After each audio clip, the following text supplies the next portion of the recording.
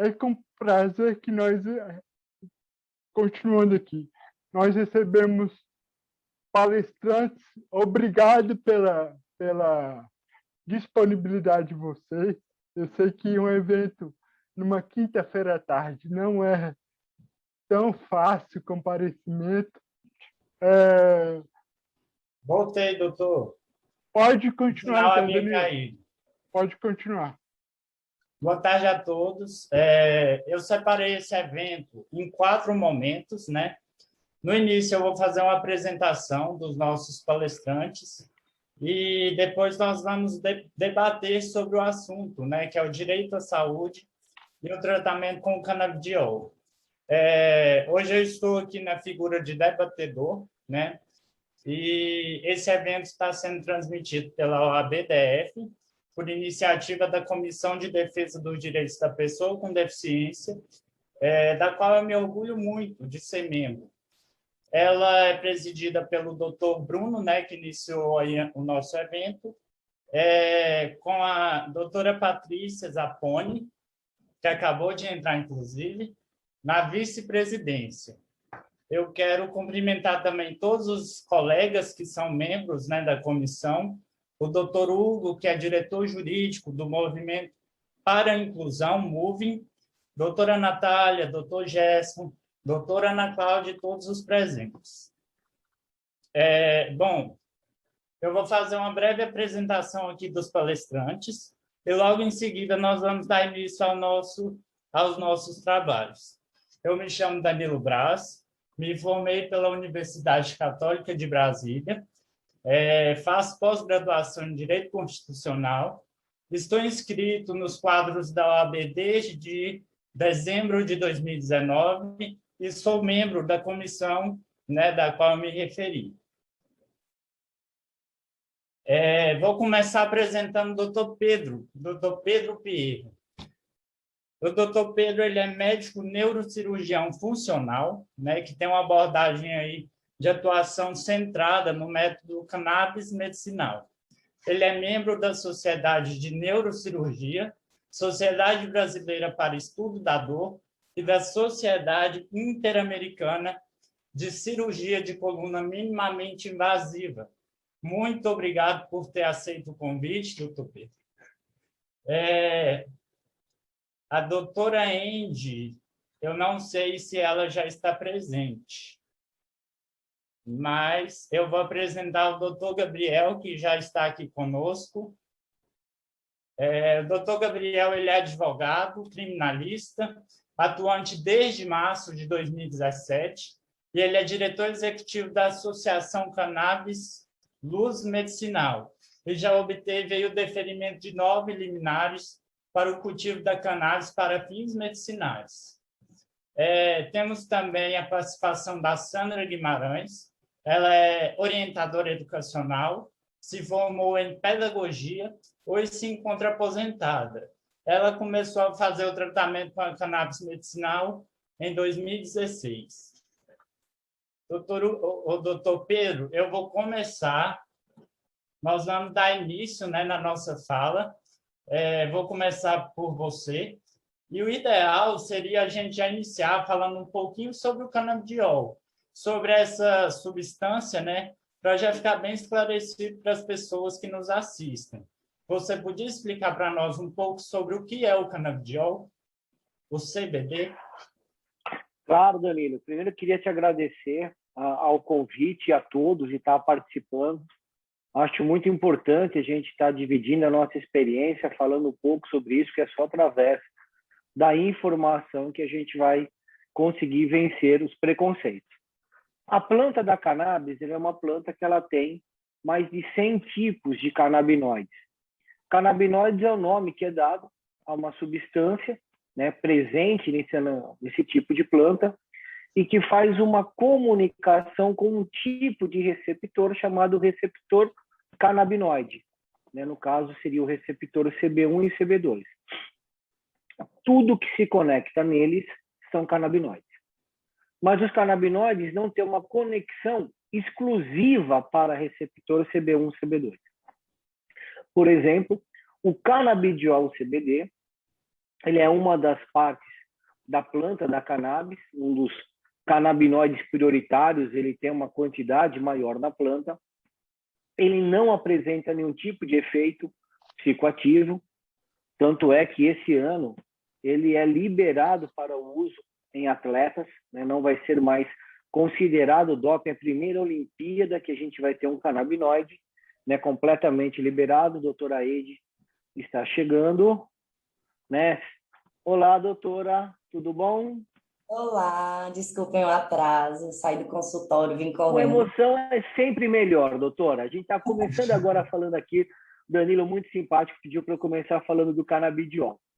Então, o canabidiol, ele não tem efeitos psicoativos, ele faz uma conexão com esses receptores, que são receptores canabinoides, mas também faz conexão com outros receptores, como, por exemplo, o 5-HT1A, que é um receptor serotoninérgico, por isso que ele tem propriedades ansiolíticas.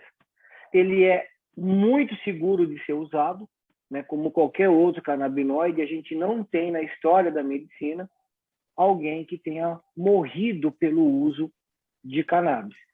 E por que que isso acontece? Porque a região do nosso cérebro, aonde faz o controle respiratório e o controle dos batimentos cardíacos, essa região é isenta desses receptores, então eles não atuam. Diferentemente dos receptores opioides, que existem em grandes quantidades dos receptores Mi, e por isso que os opioides eles oferecem mais riscos de você ter uma superdosagem e efeitos colaterais do que os canabinoides. Danilo, se eu não soube explicar de uma forma mais sucinta, você me fala que eu explico de novo. Espero que eu tenha conseguido passar, né, o que seria o canabidiol. Não, doutor, ficou claro, ficou bem claro para a gente. Queria agradecer, né? Doutora Indy, ela chegou. Vou fazer a apresentação da doutora Indy, que é uma outra convidada, né? A doutora Indy, ela é cirurgiã dentista, especialista em cannabis medicinal, diretora técnica da Soul Cannabis e dentista responsável pelas sedações do Meu Dentista em Casa. Obrigado por estar conosco, doutora Indy. Gratidão, eu que agradeço pelo convite. O Danilo, que já é um colega aí de longa data, é um conterrâneo meu aqui, né, de Lusiânia. Me mudei de João Pessoa, né, eu morava em João Pessoa, foi quando eu conheci o doutor Pedro, né, foi quando eu entrei nesse mundo canábico. Eu morei muito tempo em João Pessoa, comecei essa vida, né, canábica pela Abrace, que foi a pioneira, né, no Brasil, em conseguir autorização, é uma associação, e a gente, em 2017, conseguiu autorização, né, via judicial, para plantar, produzir e fornecer, e foi daí que começou a minha experiência de fato, né, com o tratamento, não só com o tratamento com os pacientes, né, o acompanhamento, mas também pela a militância, né, a luta pelo direito e o acesso comum a todos, né? Porque a gente hoje tem um entendimento que a terapia canabinoide é uma terapia que ela é natural, ela é super eficaz e em comparação, né, com a terapia alopática, ela tem quase 0% de efeitos colaterais, né? E é por isso que eu escolhi esse caminho. E a odontologia, né, ela se uniu, foram caminhando lado a lado. Em determinado momento eu consegui unir, né, esses dois amores na minha vida. E muitas pessoas ainda não sabem, né, está sendo comentado agora, que é super seguro também a gente aplicar essa terapia na odontologia, que assim como nós temos patologias sistêmicas, né, eu gosto muito de falar que a gente não consegue diferir a patologia oral da patologia sistêmica, né, tudo uma só. A gente tem, quando um organismo está doente, ele está todo doente, quando ele está saudável, ele está todo saudável. E aí, tendo essa premissa, né, e sabendo que a cannabis, ela regula o funcionamento do nosso organismo de uma forma geral, nós podemos seguramente aplicar em várias patologias orais, né, e assim, com uma taxa de sucesso muito, muito grande. Muitas pessoas, assim, perguntam, doutora, mas já tem comprovação científica, né, embasamentos, estudos que comprovam a utilização da terapia canabinoide na odontologia? Já estamos tendo vários estudos. Hoje em dia eu tenho já uma biblioteca até ampla, né, de estudos relacionados à terapia no campo, no meio odontológico. E a minha missão tem sido essa, né? Tem sido mostrar para as pessoas que é seguro, é uma possibilidade real e eu tenho tido excelentes resultados com essa terapia nos meus pacientes. Certo, Andy, muito obrigado. Antes que eu passe a palavra para a Sandra e para o Gabriel, eu queria perguntar para o doutor Pedro mais uma coisa, para a gente não se perder no assunto, né? Doutor Pedro, outra substância que possui propriedade terapêutica na cannabis é o THC, né? E parece que existe uma diferença aí entre o THC e o CBD, que é o canabidiol. Parece que a atuação deles no organismo acontece de forma diferente. Se eu estiver errado, você me corrige. Você podia explicar para a gente como funciona o THC no nosso organismo, no organismo humano? O THC, ele é um outro canabinoide prioritário que tem na planta, mas o THC ele tem os efeitos psicogênicos, né? Então, ele causa uma alteração no estado de consciência. Quando as pessoas elas buscam o uso da cannabis para fins sociais, elas estão em busca do THC. O fato do THC ter essas propriedades psicoativas não quer dizer que ele não tenha propriedades medicinais. E ele tem. Quando você usa ele, por exemplo, num idoso com déficit de atenção, com problemas de memória, com problemas comportamentais, o THC é uma ferramenta muito importante. Temos algumas doenças infantis, como a síndrome de La Tourette, que é a doença que mais causa bullying no mundo, né? Para quem não é da área, talvez não conheça essa síndrome. Se vocês lembrarem daquele chocolate Twix, que apareciam 3 rapazes que faziam uns movimentos esquisitos e um gritava chocolate, biscoito, caramelo, aquilo seria a síndrome de Tourette, só que ao invés de falar caramelo, biscoito e chocolate, a pessoa fala um palavrão ou fala uma palavra que não tem nenhum tipo de propósito, né? Fala vômito, fala cocô, alguma coisa assim.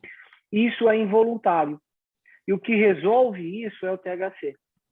Então, hoje nós temos ferramentas, né? Depois, se o Danilo achar que é interessante a gente comentar um pouco sobre o sistema endocannabinoide, que é onde acontece essa metabolização, a gente consegue mensurar. Então, hoje eu consigo, com um teste genético, saber se uma pessoa tem riscos de ter uma psicose induzida por THC, risco de declínio cognitivo. Quando as pessoas falam que elas são contra a cannabis, mesmo que a cannabis medicinal, na verdade elas são contra o THC, não contra a cannabis. Porque você pergunta, né, mas por que você é contra a cannabis? Todos os motivos que vão te falar é do THC, não é do CBD. Então, o THC ele é uma ferramenta terapêutica importante, mas a gente precisa usar ele com um cuidado um pouco maior por conta dessas alterações no nível de consciência. Mas ele também tem propriedades medicinais e são muito importantes a gente estar utilizando. No caso, por exemplo, que a doutora Andy falou da Abrace, a Abrace ela tem óleos com mais CBD, elas têm óleos com mais THC, elas têm óleos equilibrados, porque os dois são importantes e a gente tem ainda um efeito chamado efeito entourage, que é onde fala que o uso individual dos canabinoides, você tem uma resposta, e quando você une todos eles, você tem uma resposta diferente do que eles isolados. É chamado efeito entourage, e o THC é fundamental para isso. Certo. Agora eu vou passar... Só complementando, quando eu vou explicar também sobre o CBD e o THC, Porque, assim, as pessoas, elas têm muito medo, né? O receio é muito grande do THC. E uma das principais coisas que me perguntam muito é assim, doutora, o THC, ele é alucinógeno? Ele causa alucinação, né? E aí eu gosto muito de falar que, assim, originalmente o THC, ele é ansiogênico, ele não é alucinógeno, né? Então, assim, o que que isso quer dizer? Quer dizer que o THC, em altas dosagens, ele pode sim induzir a ansiedade. E aí, junto da ansiedade, uma ansiedade exacerbada, né, pode vir uma crise de ansiedade. E a crise de ansiedade tem os seus sintomas: respiração ofegante, pensamento embaralhado, taquicardia, sudorese, e isso pode comumente se confundir com sintomatologia de alucinação. Mas, na verdade, não é isso. Ele, em altas dosagens, ele é ansiogênico. Assim como o CBD, em altas dosagens, ele é ansiolítico. Eles são antagônicos, né? Então, por isso que a gente costuma falar, como o doutor Pedro falou, do efeito sinérgico, que é o quê? É o efeito dos canabinoides juntos, porque eles balanceiam o efeito negativo do excesso do outro. Então, assim como o excesso do CBD, quando a gente toma o CBD em altas dosagens, ele também não vai ser legal, porque ele é ansiolítico, então ele vai deixar o paciente mais letárgico, ele vai deixar o paciente mais dopado. Então, por isso que é importante a gente entender das propriedades terapêuticas de cada canabinoide para a gente poder fazer um correto gerenciamento desses canabinoides, né? Através das Até propriedades. água em exagero faz mal, né, doutora? Oi? Até água em exagero faz mal. Água, café, tudo em exagero faz mal. A gente precisa entender que a cannabis ela é uma planta como outra qualquer, como o boldo, como o capim-santo, como a erva mate. A gente precisa entender o que ela tem, o que ela possui, o que o nosso organismo possui, que se comunica diretamente com essa planta, e entender quais os benefícios que a gente pode tirar disso. Fazendo isso da forma certa, a gente vai ter um tratamento seguro, a gente vai ter um tratamento com excelente resposta terapêutica e também com quase zero de efeitos colaterais. Estou errada, doutor Pedro? Perfeito, Andy. Agora, nós temos aqui a presença da Sandra, né? A Sandra, ela é uma paciente que ela faz o uso aí do canabidiol já há aproximadamente 5 anos, e nada melhor do que uma pessoa que vivencia isso, né? Para poder estar falando para a gente. Sandra, eu queria saber de você qual é o caso clínico, né, que você apresenta que fez você buscar aí o tratamento com canabidiol. Eu acho que o áudio está desligado, Sandra. Agora, isso. Primeiramente, boa tarde a todos, boa noite, né, praticamente. O seguinte, eu faço uso, né, desde final de 2016, porque eu sofri um acidente em 2006 e depois de diversas cirurgias ortopédicas, mais de 8, foram 9 cirurgias ortopédicas e 4 cirurgias neurológicas para tentar conter a dor, né, não resolvia.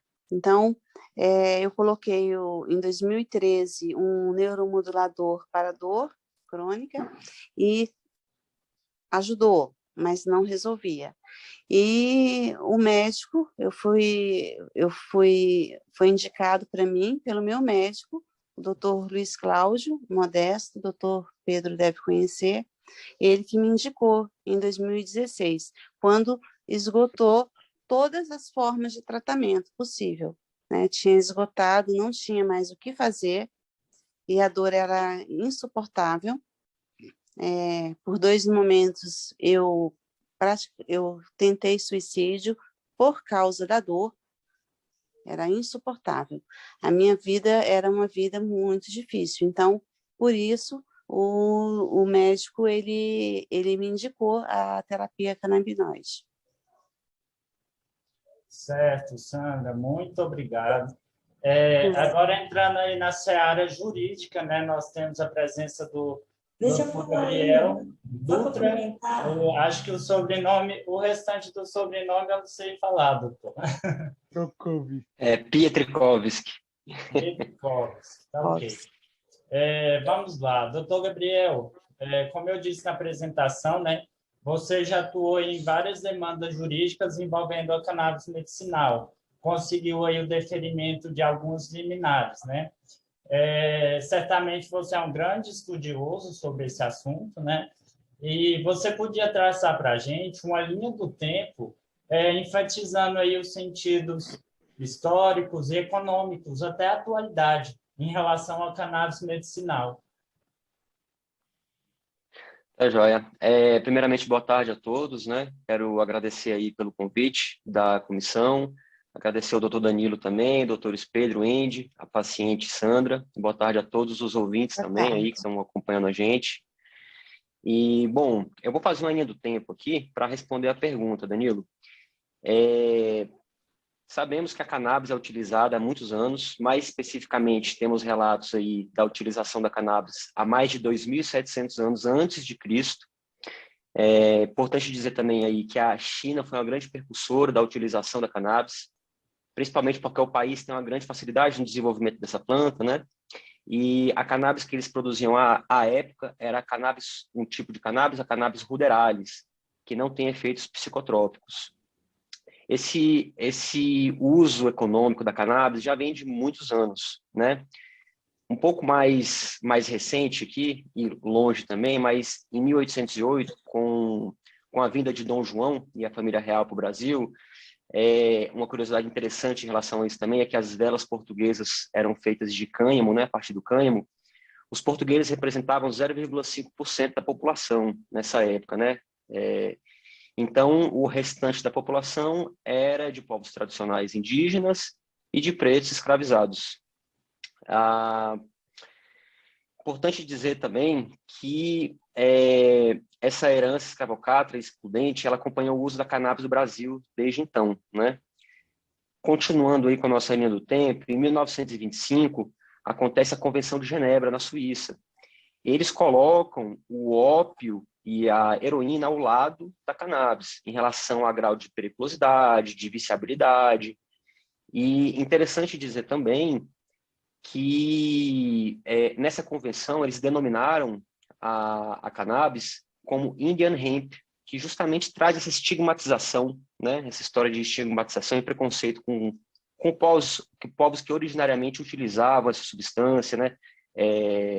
Africanos, indígenas em geral. Continuando com a nossa linha do tempo, em 1960 a planta ela tem uma proibição global. Na década de 1930, aqui no Brasil, veio o decreto 2930 e vem a proibição no Código Penal na era Vargas, governo Vargas. Um pouco mais adiante, saindo também um pouco do Brasil, em 1970 tem a famosa guerra infrutífera às drogas, né, que houve um esforço internacional e bilionário para a repressão dessa substância. Essa guerra trouxe reflexos que até hoje temos, né, em relação à cannabis. E além de racismo, a repressão que essa guerra trouxe, o encarceramento em massa da população, que é um tema que eu vou comentar logo após também, preconceito, estereótipos, várias outras ordens que prejudicaram aí a substância. Nos últimos anos, o cenário da proibição internacional tem sido lidado de uma maneira um pouco diferente, né? A gente, inclusive até puxando um pouco do direito regulatório, de acordo com as necessidades da população, alguns direitos são colocados em evidência e outros menos, né? E, enfim, no fim do ano trazendo agora um pouco de dados econômicos, né?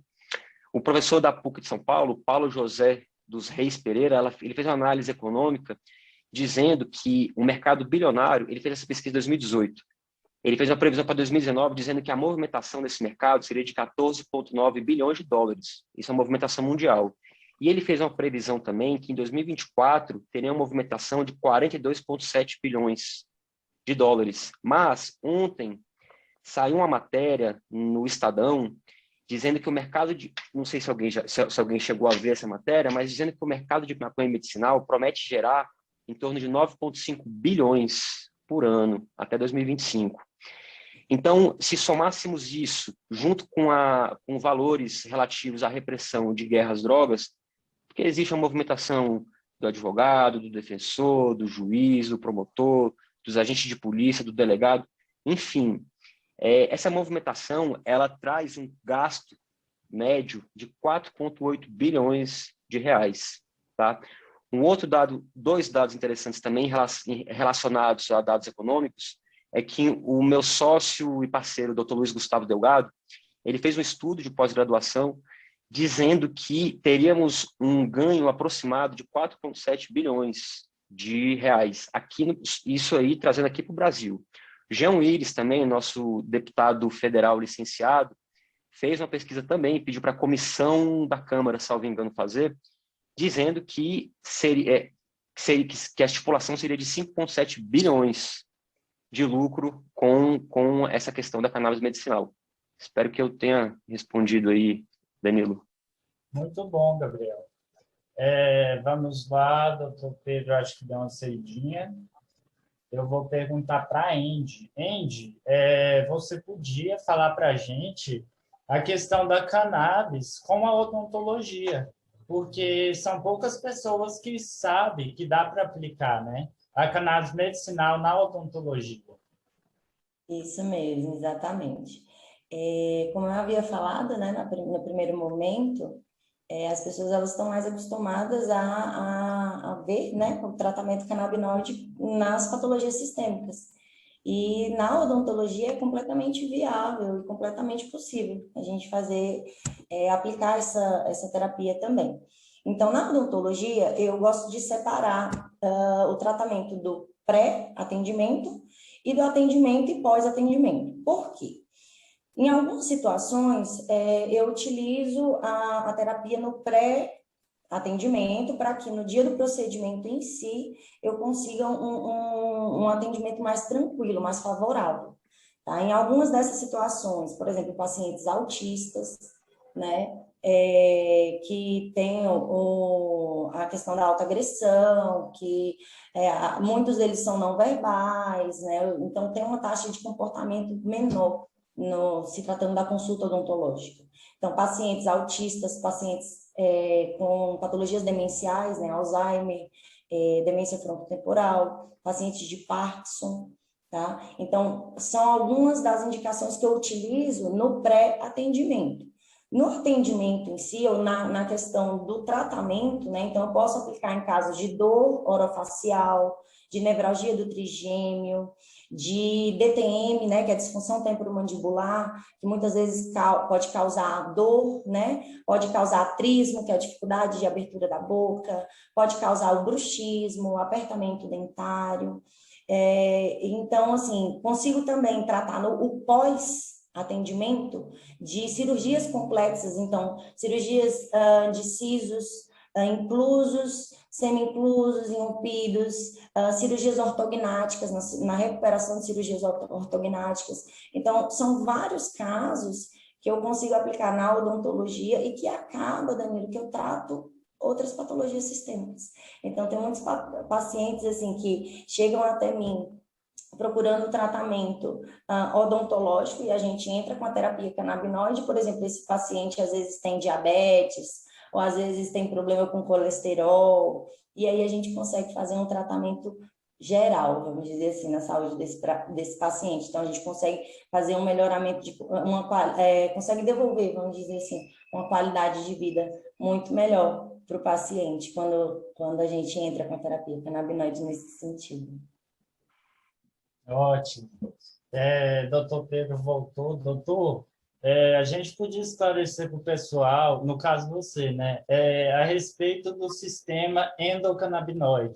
Porque, assim, você já explicou sobre o CBD, sobre o THC, e é bom as pessoas entenderem como funciona, né, os receptores dessas substâncias no nosso organismo.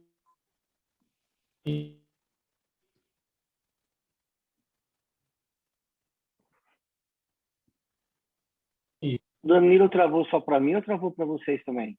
Para nós também. Também travou. Bem, mas eu entendi a pergunta dele. Então, antes de estar respondendo, primeiro eu queria, né, parabenizar, né, a nossa paciente, a Sandrinha, a Sandra, né, que teve aí um processo de superação, né, quando a gente coloca um estimulador medular ou um estimulador craniano para a região do cíngulo, seja o que for. Aí, Danilo voltou, doutor, já estou só parabenizando aqui a Sandrinha. Né? Então, e você vê assim, o grau de sofrimento que ela fala, né? Que ela chegou a pensar por 2 ocasiões em findar com sua vida. Né? E aí que é a hora que as pessoas pensam, mas ela tem dor porque ela é depressiva.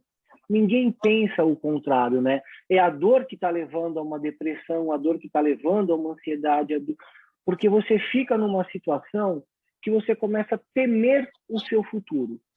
Né? Se hoje que eu estou mais jovem, já estou com todas essas dores, daqui 30 anos o que será da minha vida? Né? O que mais que eu posso fazer? Isso dá uma sensação de desespero. E a IASP, que é o órgão internacional para estudos de dor, e se a gente pegar a palavra dor, que vem do latim dolor, ou mesmo quando a gente pega a palavra dor em inglês, pain, que vem de pena, a gente vê que a dor e o sofrimento elas estão sempre muito ligados. Né? E uma das atuações dos canabinoides, principalmente do THC, é que ele consegue fazer uma dissociação de dor e sofrimento. Nem sempre a pessoa reduz tanto a dor, mas ela sofre menos, ela faz essa dissociação. E por que isso acontece com os canabinoides? Por que eles têm essa propriedade? Porque nós temos um sistema endocannabinoide no nosso corpo. Tanto é que a gente consegue mensurar o quanto que a gente metaboliza de CBD, o quanto que a gente metaboliza de THC.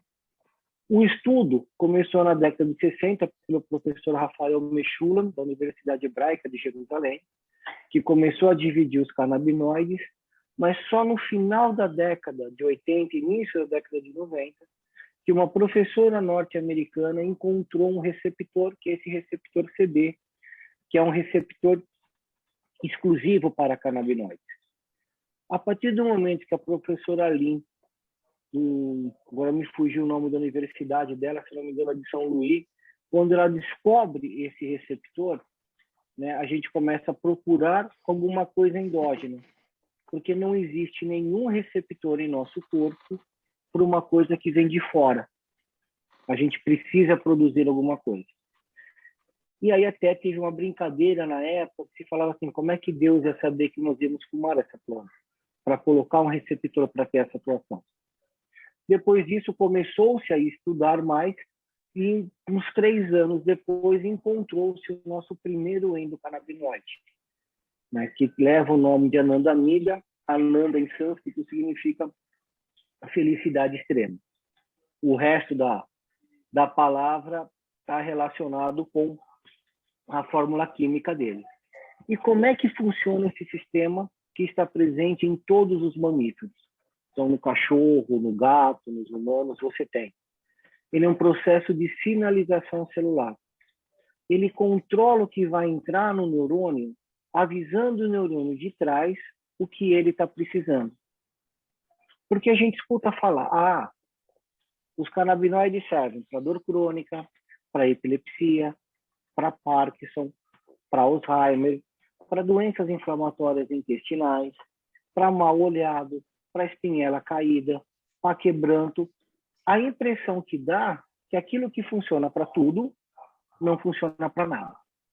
É a primeira coisa que vem na cabeça, inclusive, de muitos colegas médicos. Como é que isso acontece e por que isso não é uma coisa exclusiva dos canabinoides? Quando a gente fala de corticoide, não tem nada a ver. Mas quando a gente fala de corticoide serve para inflamação, para alergia, ajuda nas doenças autoimunes, melhora os edemas tumorais. A proximidade que existe entre essas duas coisas, que servem para um monte de coisa, é que as duas são produzidas no nosso organismo. Então, se eu tenho um neurônio que está pronto para convulsionar, porque ele tem muito glutamato, o sistema endocannabinoide sinaliza que ele precisa da via GABAérgica para acalmar esse neurônio. Se você está com transtorno de movimento, ele vai sinalizar a dopamina. Se a gente está com transtorno de afetividade, ele vai sinalizar a serotonina. Ele procura a homeostase, ele procura manter o nosso organismo em equilíbrio. Então, o sistema endocannabinoide ele funciona como um maestro. E para quem tem alguma dúvida do quanto ele é importante no nosso corpo, isso é muito fácil de encontrar essa referência bibliográfica. O receptor mais presente no cérebro humano são os receptores canabinoides. É o que mais tem.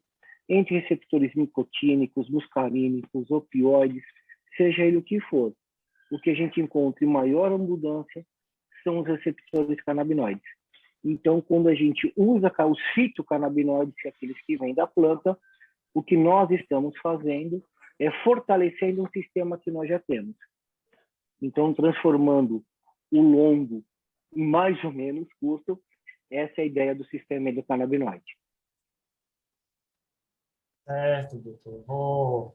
Queria fazer uma perguntinha para a Sandra. A Sandra já falou, né, na primeira fala aí, que ela descobriu o tratamento com canabidiol através do seu médico, né? E, Sandra, me fala como que foi a primeira impressão, né, o impacto, porque geralmente quando você fala para as pessoas que descobrem a função terapêutica da cannabis, elas tendem a ficar mais receosas, mais resistentes, porque não tem conhecimento, né? Não sabe que aquilo dali tem uma função terapêutica. Então, quando você descobriu, você ficou receosa de início em relação ao tratamento? Danilo, quando eu descobri, quando o doutor me disse, a princípio, eu fiquei receosa porque eu não sabia nada, né? E as pessoas à minha volta, a minha família, elas eram contra, né? Então, assim, foi difícil. O que levou eu aceitar o tratamento melhor foi porque eu estava em um estado de saúde totalmente dependente das outras pessoas. Então, a minha dependência era 85%, né? Eu conseguia fazer a alimentação, mas outras coisas eu não conseguia. E eu já estava, assim, num estado em que, além de eu não conseguir fazer as coisas, eu estava depressiva, como o doutor disse, muito bem, por causa da dor, né? Não era eu não sou uma pessoa deprimida, mas a dor deprime. E aí, quando o doutor Luiz Cláudio me disse, eu fiquei surpresa. Nunca na minha vida eu imaginei que uma planta pudesse ajudar uma dor tão forte assim, né? E também a resistência das pessoas, porque as outras pessoas também não conhecem. Até hoje, tem pessoas que têm preconceito. Quando eu comento que eu uso, elas têm preconceito. E uma palavra que eles rotulam, né? Que eu até ouvi dizer que a gente tem que derrubar essa palavra, a palavra maconheiro. Você usa um remédio e algumas pessoas, elas, entre aspas, vão brincar com você. Ah, você é maconheiro. Uma brincadeira de mau gosto, mas é por falta de conhecimento, de divulgação dos benefícios da cannabis. Com certeza, Sandra. É por isso que eu acho importante acontecer muitos eventos nesse sentido igual está acontecendo hoje. Porque nós temos aí dois profissionais da saúde, temos você como exemplo, né, uma paciente que faz o uso, então isso serve para ir quebrando tabus, né? Verdade. Aproveitando o gancho, Sandra, já fala para a gente assim, o que mudou na sua vida depois que você começou a fazer o tratamento. Danilo, o que mudou? Eu usava cadeiras de rodas, eu usava cadeira para tomar banho, eu necessitava de ajuda, né, para me locomover dentro de casa, para sair da cama para a cadeira, né, e ajuda para o banho. Essas, assim, são as duas coisas que principalmente mudou. Hoje em dia, eu dou conta de fazer isso sozinha. Eu consigo ir à cozinha sem auxílio, inclusive, de bengala. tanto as cadeiras de rodas quanto as bengalas, elas estão guardadas. Eu hoje sou uma pessoa independente para essas funções tão necessárias e que nos traz dignidade, sabe? Então, isso mudou. Eu tenho dor? Tenho dor, né? Convivo com dor diariamente? Convivo, mas é uma dor que é controlada. Eu já experimentei, já teve situação que eu fiquei 3, 4 dias sem a cannabis. Eu fiquei de cama. Então, é notório que a melhora que houve na minha vida é sem comparação. As pessoas, assim, elas se espantam. Inclusive, foi a cannabis que nos uniu. Foi.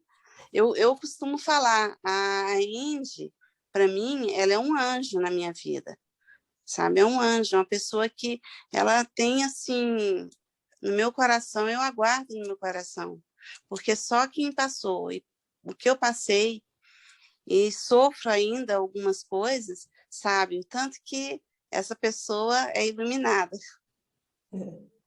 Ô, Sandrinha, eu também amo muito você.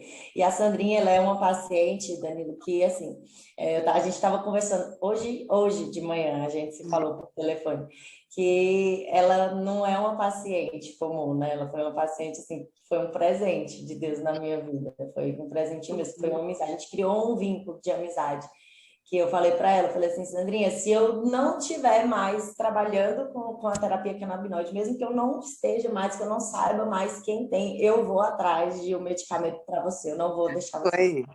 Não foi, amiga? Eu já falei. Foi sim. E é de coração, Foi. e é de coração, de Obrigada. verdade. Eu sou muito grata, sabe, Danilo? Porque, assim, trabalhar com isso, eu acho que o doutor Pedro, mais do que ninguém, também sabe, é muito gratificante, porque a melhora que o paciente tem é muito rápida, é muito palpável.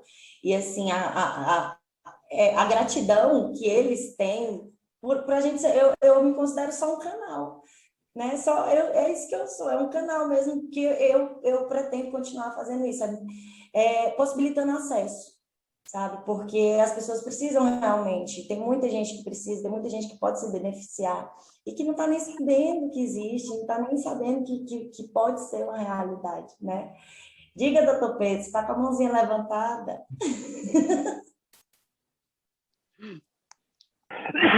E só para complementar aqui o que a Sandrinha falou a respeito de preconceito, primeiro quero dizer, Sandrinha, que eu concordo com você que a Andy realmente é um anjo, entendeu? Por onde essa menina passa, ela deixa um rastro de luz, porque ela ajuda muitas pessoas, sempre fez isso.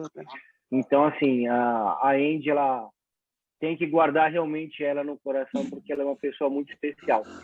Mas quando você falou de preconceito, eu queria só te contar uma coisa daquilo que eu passava. Eu sou neurocirurgião, faço cirurgia para dor, cirurgia para Parkinson e cirurgia para epilepsia. Me inscrevo desde 2013 para 2014. Tenho muito orgulho de ser um dos primeiros médicos da lista da Abrace.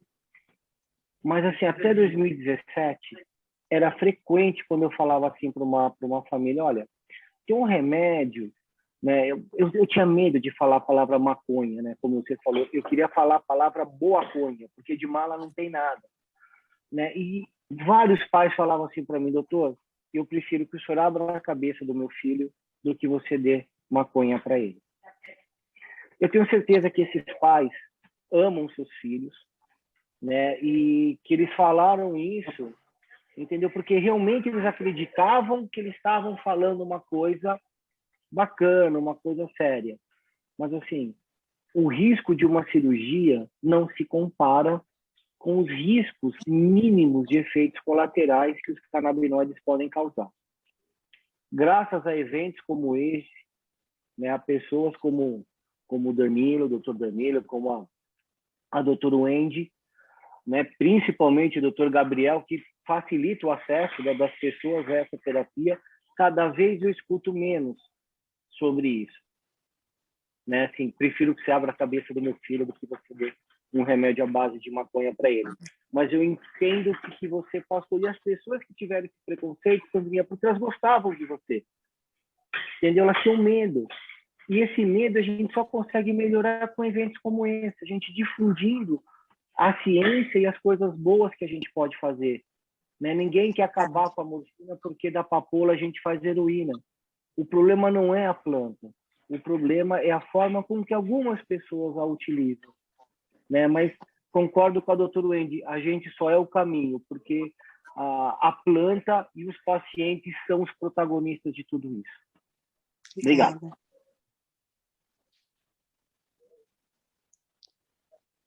Danilo? Eu acho que o Danilo caiu. A conexão do Danilo deve ter caído. Bom, doutor Gabriel, o senhor quer dar alguma contribuição para nós agora? Eu ia puxar um gancho do que a Sandra falou em relação ao estereótipo, né, que as pessoas têm em relação a isso. Só quem tem a dor sabe, né, como que funciona, como que sente, como dificulta a vida. E fazer um segundo gancho também com a fala da Sandra, que o Jean Willis fez um post, fez um vídeo aí no Instagram, dizendo que os maconheiros tinham que aprender com a galera LGBT para sair do armário, que é maconheiro, sair do armário e falar que é maconheiro mesmo, sabe? Para a gente tentar tirar esse estereótipo, para a gente ressignificar esses sentidos, né, de maconheiro. No vídeo, o Jean Willis falou de viado, de sapatão. A gente tem que ressignificar essas palavras. O sentido pejorativo, quem deu fomos nós. E nós temos a capacidade de tirá-los do mesmo jeito. Bem, doutor. Só um minutinho.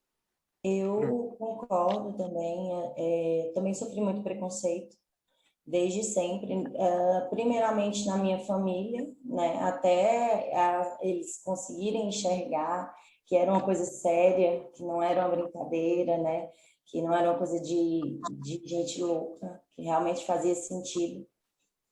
Não era coisa de maconheiro, né? Você ia falar isso. Exatamente, que não era coisa de maconheiro, que era, sabe? E aí, é o que eu sempre falo, eu acredito muito, tem um jargão que as pessoas já conhecem, que eu falo muito, que é onde a informação chega, o preconceito pede licença. Então, a informação, mas a informação correta, né? Porque também a informação errada reproduz consequências erradas. Então, a informação ela tem que chegar da forma certa, e quando ela chega da forma certa, a gente consegue, sim, quebrar o preconceito, derrubar os tabus e fazer as pessoas entenderem, né, que é tranquilo, é seguro e é eficaz, dá um resultado positivo, né? Só fazendo uma parte aqui, doutora, muito bem colocado, o doutor Bruno está falando.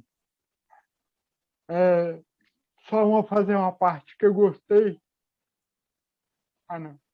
que você falou agora, sobre preconceito. Esse é um dos objetivos da comissão, não só em relação ao canabidiol em si, mas justamente pela inclusão das pessoas com deficiência. E esse debate é tão importante por causa disso, porque vai ajudar muitas pessoas, mas principalmente as pessoas com deficiência que sofrem com algum efeito colateral e precisam dessas substâncias para ter uma melhor qualidade de vida. Obrigado. Danilo, quer fazer alguma colocação? Quero sim. Gente, primeiro, perdão, que a rede aqui está um pouco ruim, às vezes está caindo. Eu tinha preparado mais uma perguntinha para o doutor Gabriel, na verdade duas, né, que é para ele falar um pouquinho sobre o direito regulatório da cannabis medicinal no Brasil, né, como isso se aplica no caso concreto, e depois ele podia falar para a gente o primeiro caso, né, que ele obteve o deferimento da liminar envolvendo a cannabis medicinal. Então, se você puder falar isso aí para a gente, doutor Gabriel. Bom, são duas perguntas, né? Em relação à primeira, o judiciário já está começando a reconhecer que a cannabis medicinal não é mais uma questão de polícia, né? Por que que eu digo isso? Porque uma das maneiras de você obter um habeas corpus preventivo para o autocultivo é você impetrar esse habeas corpus, por exemplo, na justiça criminal, né, ou no Tribunal Federal Criminal. E aí, isso tem que acabar, ainda mais porque você pensa, né, poxa, o cara condena uma galera por tráfico, e esse mesmo cara tem que julgar um processo dizendo se essa pessoa pode fazer ou não o plantio daquela substância que ele acabou de condenar outra pessoa, né? Então, além disso, né, o STJ ele concluiu que as autorizações de cultivo de cannabis não precisam mais ser pedidas para juízes criminais, e sim por juízes cíveis, ainda mais pela capacidade, sensibilidade desses juízes, né, justamente pelo que eu falei mais cedo. E a gente é regulado a vida toda, em todas as áreas da nossa vida, no trabalho, na saúde, né, no trânsito. E um fato interessante, né, não sei se todos já sabem, mas a importação de pequenas quantidades de semente de cannabis não é mais crime, né? Salvo engano, em 2019 saiu essa decisão aí do STJ.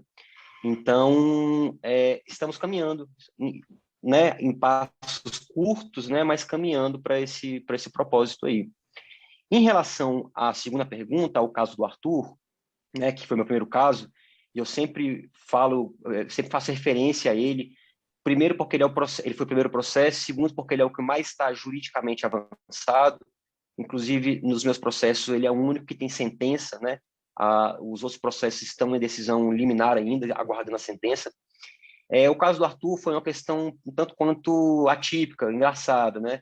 O Arthur é um jovem, hoje em dia ele está com 22, 23 anos, à época ele tinha 21, e eu tinha recentemente virado advogado, e o Arthur chegou e falou, Gabriel, ele me mostrou a matéria, né, e falou, Gabriel, eu quero poder plantar maconha para tratar depressão, ansiedade e insônia.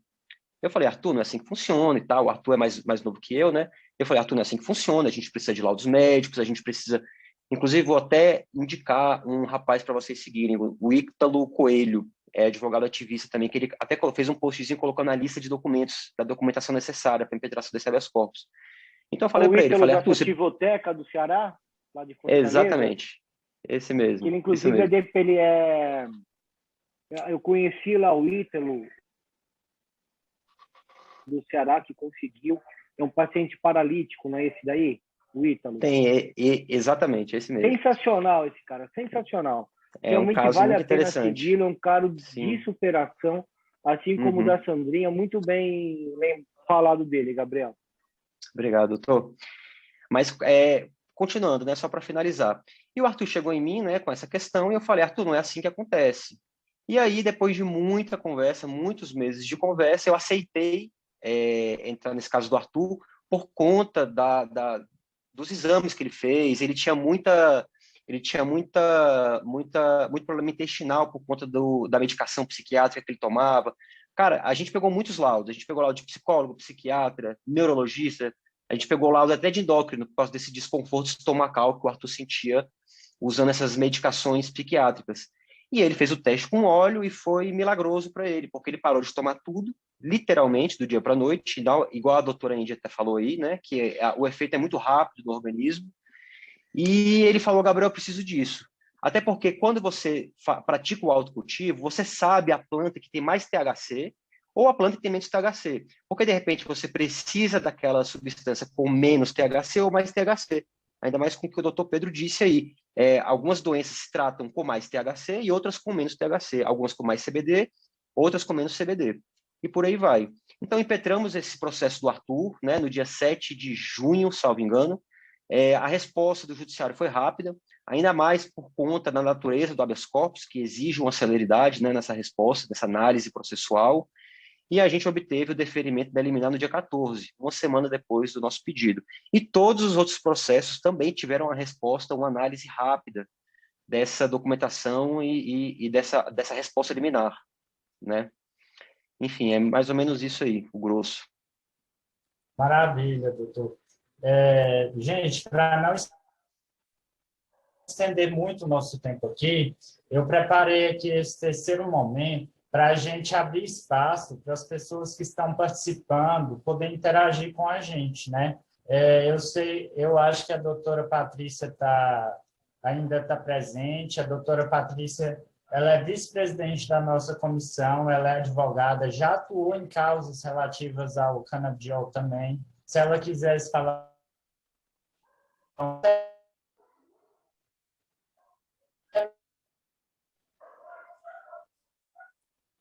Doutor? Fazer algum tipo de pergunta? Doutora Patrícia está presente? Deixa eu ver. A transmissão, né?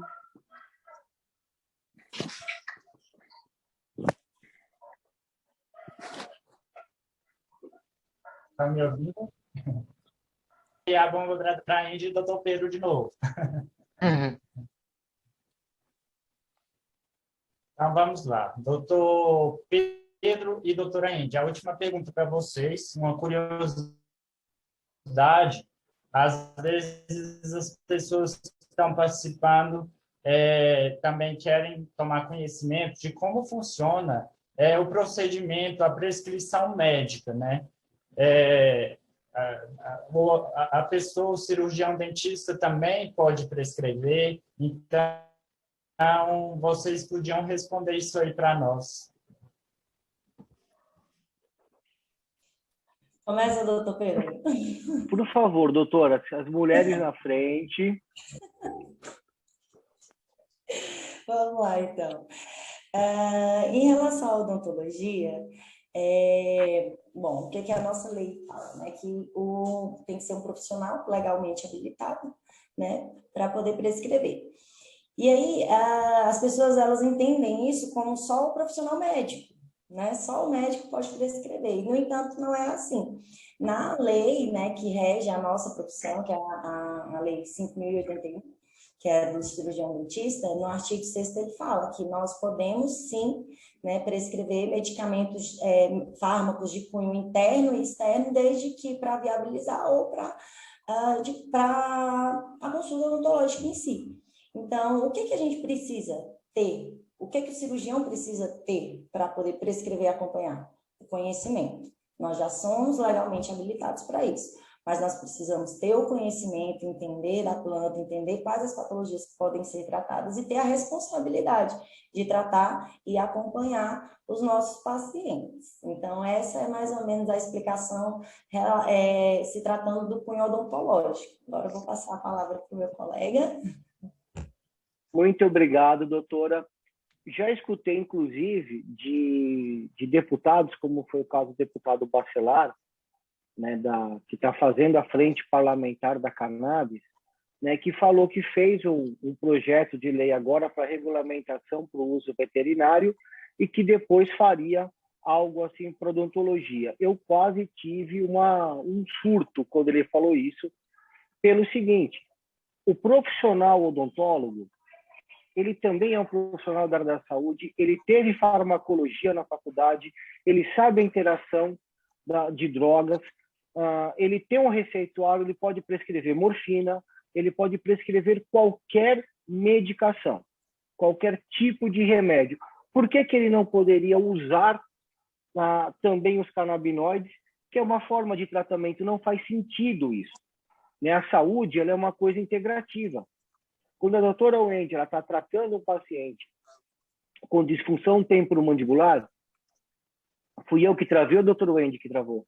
Não, já vi o Gabriel mexendo, então não sou eu que estou travado.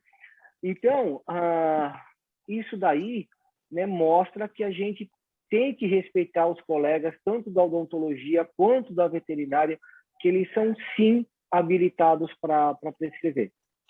E como é que é feito essa prescrição? Que deveria ser para todos, tanto para médicos, médicos odontólogos e médicos veterinários. Hoje, a gente precisa, para prescrever o que é vendido em farmácia, de alopatia, farmácia, essas que a gente tem na rua, né, para todos os produtos que são abaixo de 0,2% de THC, a receita azul, que é a mesma receita para benzodiazepínicos, né? Hoje a gente só tem na farmácia as medicações da Prat e Dona Duzi, que são de CBD isolado, e para a prescrição de produtos acima de 0,2%, a receita do tipo A, que é a mesma receita usada para opioides como morfina e para estimulantes como a Ritalina, né? Hoje a gente só tem um desse remédio na farmácia, que é o Mevatil, que é usado para espasmos da esclerose múltipla. Para você fazer a aquisição via Anvisa de material importado, é necessário uma receita apenas, o preenchimento de um formulário que tem no portal do governo e esperar a Anvisa conceder essa autorização para depois você fazer a importação. Os óleos fornecidos por associações, né, você precisa de uma receita simples e de um relatório dizendo o motivo pelo qual você está prescrevendo aquela medicação. Então, são essas 3 formas que nós temos hoje para ter acesso à medicação, né? E, no meu entendimento, tanto o médico, quanto o odontólogo, quanto veterinários têm que ter o mesmo privilégio nessa prescrição. Maravilha, doutor. Doutora Patrícia está presente. Doutora, se você quiser fazer alguma colocação.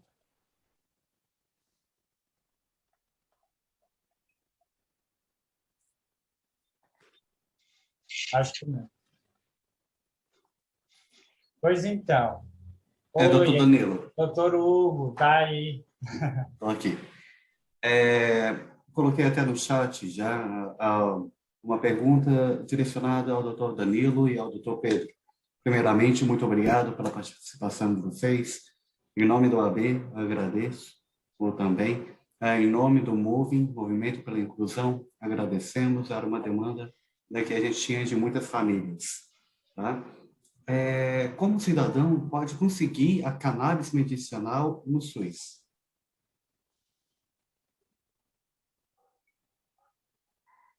Posso responder? Por favor. Eu não entendi tua pergunta, Hugo. Depois você repete para mim. Como o cidadão ele pode conseguir a cannabis medicinal pelo SUS? Já tem sido debatido isso? Pelo que eu sei, depois o doutor Gabriel me corrige se eu estiver errado, só através de judicializações para a gente conseguir essa medicação importada. Infelizmente, as associações, muitas vezes, elas são discriminadas para a gente conseguir esse acesso por judicialização, né? Que eu acho, Hugo, que isso é uma coisa muito ruim. Eu acho que o cobertor do Estado ele é curto. Se ele paga para vir um remédio de fora, vai faltar dinheiro em alguma coisa, ou na vacina, ou em camas nos hospitais. Então, eu acredito que se é para judicializar, que se plante. Se a pessoa não tiver condições de plantar, porque está cuidando de um ente querido, porque não tem um lugar apropriado, que isso possa ser feito através de uma associação. A associação ela pode pegar esse HC e plantar para aquela pessoa. Agora, o SUS pagar o remédio importado, eu acho que a gente tem que ter muito critério com isso, né? Porque o meu receio, como a gente já viu na mídia há uns meses atrás, que algumas empresas estavam com atitudes pouco republicanas, que alguns médicos estavam fornecendo laudos pedindo 150 frascos por ano para um paciente. Não faz o menor sentido isso daí. Então, eu tenho um receio muito grande por conta disso e acho que a inclusão, a gente deveria colocar as associações para fornecer esses óleos que estão judicializados. Nós fortaleceríamos as associações, iríamos preservar os jardineiros, porque se hoje nós estamos aqui, é graças a mães que em 2014 venceram todo esse preconceito, e ao jardineiro, pessoas que há muito tempo estão plantando e produzindo remédios de forma gratuita a essas pessoas. E precisa preservar essas pessoas que no início trouxeram isso. Aqui a pergunta, Hugo, espero que eu tenha sido claro, mas vou aguardar aí o doutor Gabriel, que eu acho que é a autoridade para falar um pouco disso. Tá certinho, doutor Pedro, o senhor falou muito corretamente. O TRF1 ele já tem uma jurisprudência a respeito desse tema, tá? Ele diz que é necessária a entrar com uma ação judicial, tá? Para se obter esse custeio pelo SUS. Porém, entretanto, todavia, essas liminares têm sido descumpridas pelos governos, Por exemplo, um cliente meu, que é uma criança que tem autismo, tem 7 anos de idade, e o pai me procurou justamente porque entrou na justiça, foi pela defensoria, com anos com o processo. Conseguiu com que o SUS custeasse esse medicamento e o Estado da Bahia simplesmente não faz esse pagamento desse medicamento dele. Então, ele me contratou, tirou dinheiro até de onde não tinha para conseguir pagar os honorários, né? E o processo, as consultas que envolvem, né? Mas a gente tá com o processo dele aí, pessoa que já fez o pedido no judiciário, que já teve o pedido deferido, autorizado, e não consegue ter acesso ao medicamento. É um medicamento caro, né? Para quem sabe aí, para quem conhece aí, sabe que é um medicamento caro, caro mesmo. R$ 2.800, R$ 2.500, um frasquinho que dura um mês, em média. E só complementando, assim, quando a gente fala medicamento caro, a gente, nós como terapeutas, né, vamos dizer assim, a gente entende que, além de ser um medicamento muito caro, ele não dá muito resultado em muitas patologias, né? Então, quando a gente fala em trabalhar com as associações, né, aqui, a gente tem algumas vantagens, né, trabalhando com Eu só queria... Desculpa Pode falar. interromper, doutora Andy. Perdão, desculpa. Eu só queria acrescentar só mais uma questão. Não sei se todo mundo está acompanhando a PL 399. Acompanhou, né? Que já foi votada, já, na verdade. Mas o deputado, salvo engano, Diego Garcia, que foi o mesmo que deu um murro lá no Paulo Teixeira, doutor Paulo Teixeira, esse deputado, ele propôs um substitutivo para que as associações fossem retiradas desse rol. Então, literalmente, só grandes farmacêuticas iam conseguir cumprir com todos os requisitos da lei, né?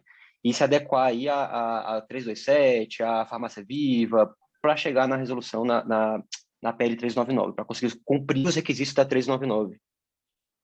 Sim, sim. Então, só complementando também, a experiência que eu tive, né, foram 6 anos de experiência de cultivo associativo, tá? Vamos dizer assim, pela Abrás.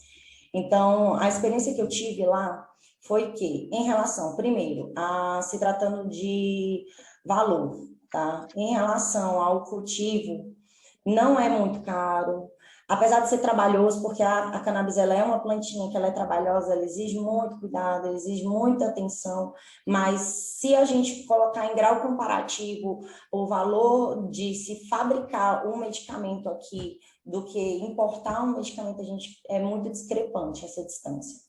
Outro fator que a associação tem muita vantagem, né, em cima de um medicamento, por exemplo, importado, é que a associação ela consegue fazer medicamentos ricos em THC, ela consegue fazer medicamento rico em CBD, consegue fazer medicamento que seja meio a meio, que tenha mais ou menos a mesma concentração, então a gente consegue trabalhar com os canabinoides, vamos dizer assim, coisa que, segundo a nossa lei, a gente não pode importar hoje um medicamento contenha mais de 0,03% de THC. Então, patologias de cunho neurológico, que é onde nós temos a nossa maioria dos nossos receptores para o THC, a gente não consegue tratar muito bem com esses medicamentos que são importados, porque na maioria deles, na grande maioria, eles são ricos em CBD ou isolados. E na associação, a gente consegue fazer essa produção, vamos dizer assim.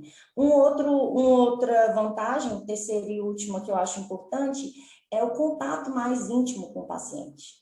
A gente consegue ter o tete a tete, então o acompanhamento ele é mais certeiro, vamos dizer assim. Consequentemente, os resultados, as chances de ter resultados positivos são muito maiores do que você comprar de uma empresa, vamos dizer assim, ou nem que seja na farmácia. Hoje em dia já é autorizado, já tem um medicamento na farmácia, você consegue ir numa drogazil dessa da vida e comprar um medicamento, só que ele é mais de R$2.000, tá?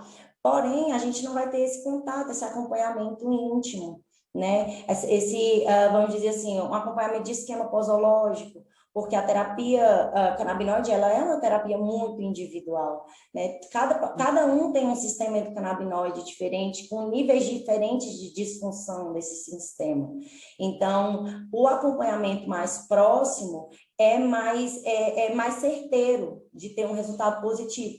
E as associações conseguem fazer isso com maestria, né? Então, acho que a gente precisa de mais associações fazendo isso. A gente precisa de uma regulamentação, primeiro, né? Para poder a gente ter um padrão, nem que seja assim, básico de referência de funcionamento, para que, a partir disso, a gente consiga abrir novas associações com novas autorizações para conseguir atender as pessoas, porque realmente são muitas pessoas doentes, são muitas pessoas que precisam.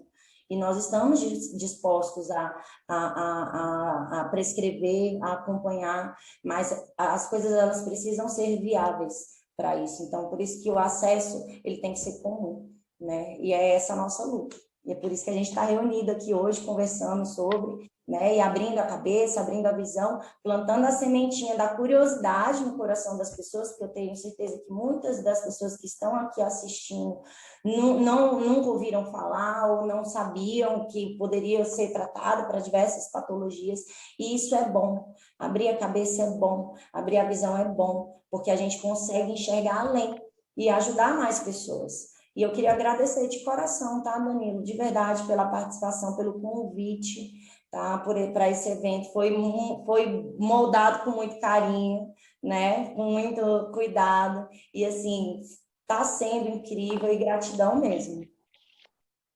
Obrigado, doutora Andy. Posso fazer um comentáriozinho Pedro e só? doutor Gabriel. Só pedir, só para depois da fala, a Rayane, que já fez uma pergunta, eu tinha perguntado, doutor Pedro e doutora Andy, como a cannabis medicinal ele pode ajudar em problemas reumatológicos, em questão de lúpus, pacientes imunodeprimidos.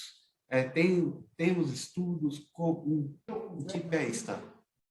Tá bom, Zezinho, deixa eu até estava respondendo para você, Hugo, no bate-papo aqui. Então, obrigado, a gente doutor. tem esses receptores, né, CB1 e CB2. Os receptores CB2, eles estão mais localizados no sistema imunológico.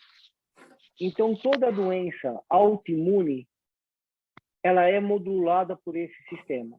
Então, o CB2, a gente consegue estar modulando isso, né? Então, por exemplo, na artrite reumatoide, tem indicação, porque tem momentos que ele funciona como imunodepressor e tem momentos que ele vai funcionar como um estimulador, que vai aumentar os efeitos do sistema imunológico. E a prova dessa imunomodulação, nesse ano, por conta do Covid, temos 2 trabalhos norte-americanos que foram usados de universidades diferentes, né, tanto o CBD quanto o THC, no tratamento de Covid. Como ele faz essa modulação no sistema, o CB2 no sistema imunológico, o que aconteceu? Diminuiu a produção de macrófagos, que diminuiu com isso a liberação de citocinas, que causam uma hiperinflamação pulmonar, que é uma das causas de insuficiência respiratória aguda. Então, doenças autoimunes e doenças onde precisam ser utilizados imunodepressores ou imunossupressores, os canabinoides são uma importante ferramenta para esse uso. Muito obrigado, doutor Pedro. Doutor Danilo, no chat temos a pergunta da Rayane. Então, eu acho que ela acabou de... Como o meu reiniciou aqui, eu perdi o bate-papo. A pergunta ela é da Rayane, que eu acho que ela acabou de sair. Não, Rayane dos Anjos está aqui ainda. Está aqui. Tá, né? Ela tá. O Otaviano queria fazer um comentário também. A pergunta da Rayane. Rayane, quer participar? Olá, doutores, tudo bom? Boa noite. Obrigada. Eu tenho uma dúvida em relação à obtenção da receita. Se por um acaso eu moro e, vamos supor, eu tenho a receita lá, eu posso trazê-la para o Brasil? Eu posso validar ela aqui?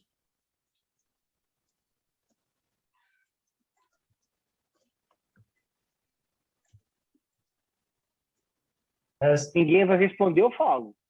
Eu ia falar, a pergunta é direcionada ao doutor Pedro, à doutora Andy. Quem puder me dar uma resposta, né? Então, assim, vou te falar aquilo que eu imagino que teoricamente, você não poderia trazer. A gente precisa ter autorização via Anvisa para poder estar fazendo essa importação, mesmo você tendo uma receita de fora, você não fez o trâmite dentro da Anvisa. Teoricamente, você precisaria passar por isso para depois você estar podendo trazer. Eu nunca vi ninguém ter nenhum tipo de problema relacionado a isso. Tá? Mas daquilo que eu entendo que a nossa RDC determina, tá? Você só pode trazer através de uma importação oficial. Muito obrigada, doutor. Imagina, um prazer enorme, mais, entendeu? Se porventura o doutor Gabriel quiser complementar, ou a doutora Andy, né? Porque eu estou falando meio que de orelhada, assim, daquilo que eu sei, tá? Um dos procedimentos que nos processos judicial que eu impetro, no caso dos habeas corpus, é pedir uma autorização de importação para a Anvisa, né? Que o doutor Pedro falou agora. Nessa autorização de importação, a gente coloca ao lado a receita e o laudo médico, né? No próprio site da Anvisa, a gente faz mesmo.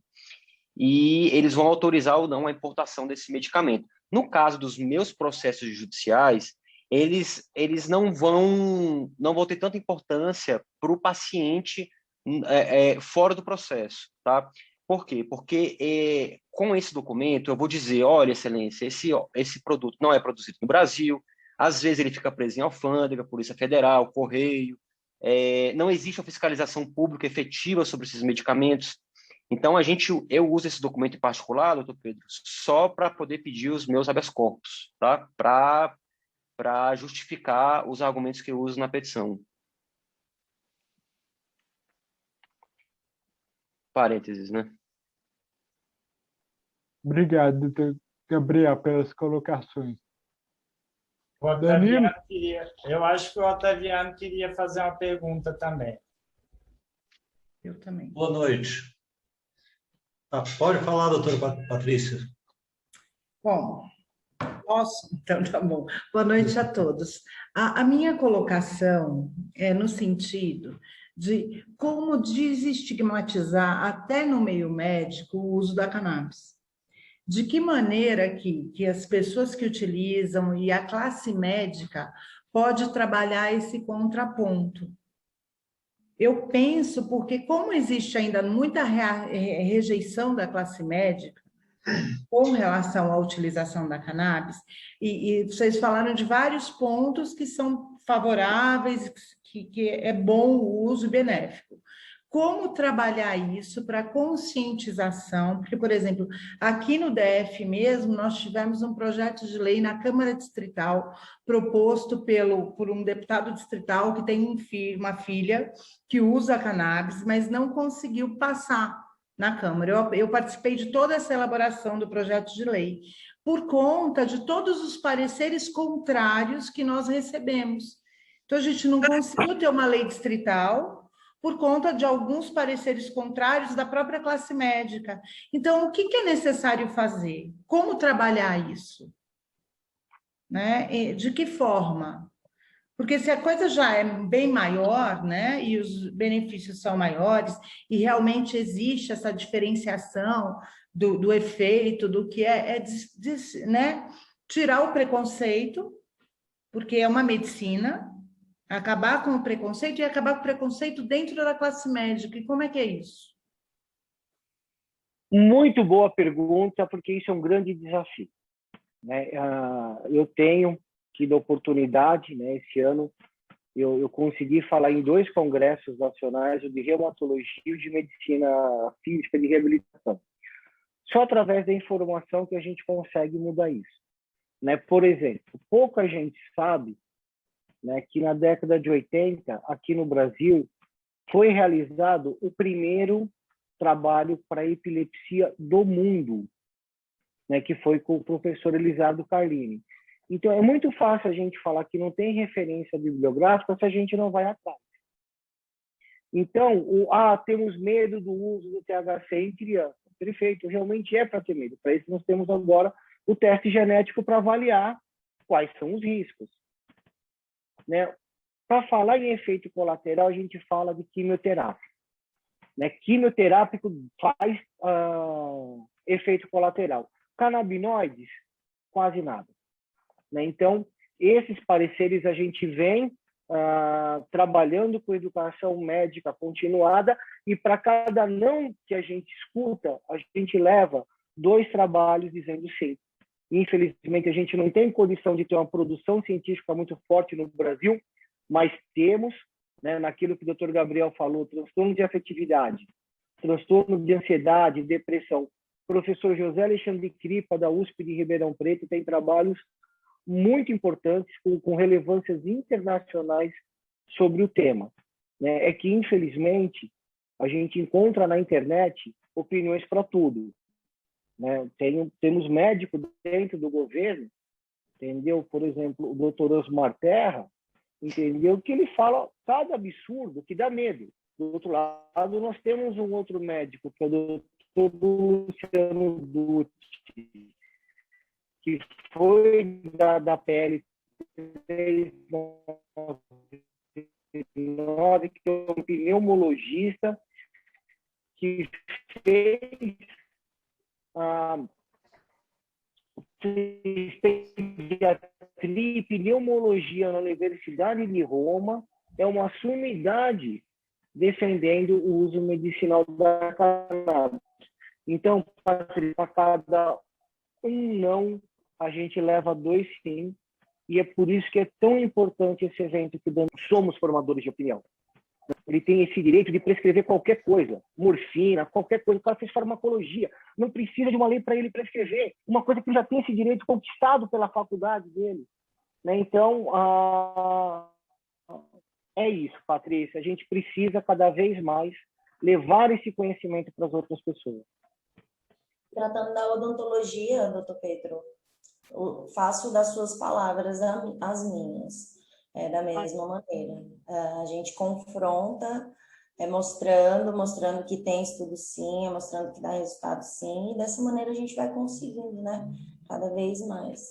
Porque, só complementando, olha só, traçando um paralelo da cannabis e da jurema, do princípio ativo da jurema, que é usada para ritual sagrado, o efeito, eles são semelhantes, eu não sei se até os princípios ativos são os mesmos.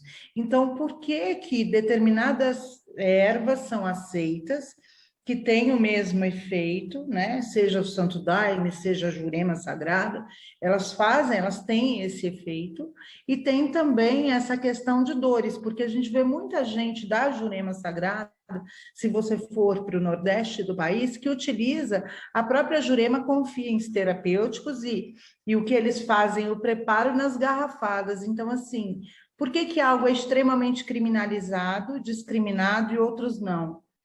Por que algumas são aceitas nos benzimentos e por aí vai? Preconceito.